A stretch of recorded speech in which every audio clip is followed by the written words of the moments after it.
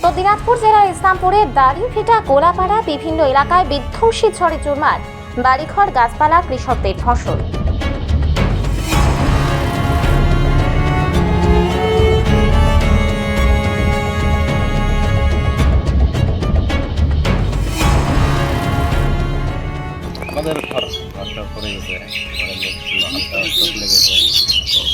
এই ঘরেও লোক ছিল, এখন তো আপনাদের সব মানে ভেঙে চুরে শেষ। প্রধানও আসছে আপনাদের বাড়িতে, কি এখন অবধি আর কেউ আসছিল কি প্রশাসনের পক্ষ থেকে? আমাদের এখানকার ওয়ার্ড মেম্বার আসছিল, পঞ্চায়েত প্রেসিডেন্ট আসছিল। সরকারি সাহায্যই তো দরকার আপনাদের, এখন তো এই এত ক্ষতি হলো। ভালো হয়। বাড়ি নষ্ট হয়ে গেছে, প্রচুর গাছ পড়েছে এবং যে ফসল ছিল দেখতেই পাচ্ছেন, এই চারদিকে যে ভুট্টার যে চাষ হয়েছিল বা সবজি চাষ হয়েছিল সব মাটির সঙ্গে মিশে গেছে।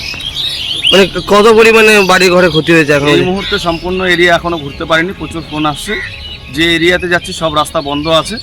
কত ক্ষতি হয়েছে এক্স্যাক্টলি বলা সম্ভব নয়, প্রচুর ক্ষতি হয়েছে। যে সমস্ত বাড়ির টিন উড়ে গেছে তাদের আপনি তো প্রধান, এখানকার কি ভাবছেন? তাদের যতটা সম্ভব আমরা কম্পেনসেশন করার চেষ্টা করব। বিডিওর সঙ্গে কথা হয়েছে, এই মুহূর্তে আমরা প্লাস্টিকের ব্যবস্থা করছি আগে, যাতে বৃষ্টিতে আবার বৃষ্টি হলে যাতে বাড়ির আসবাবপত্রগুলো বাঁচে। তারপর পরবর্তী আমরা লিস্ট করে আমরা বিডিওকে দিব এবং ডিএমকে দিব।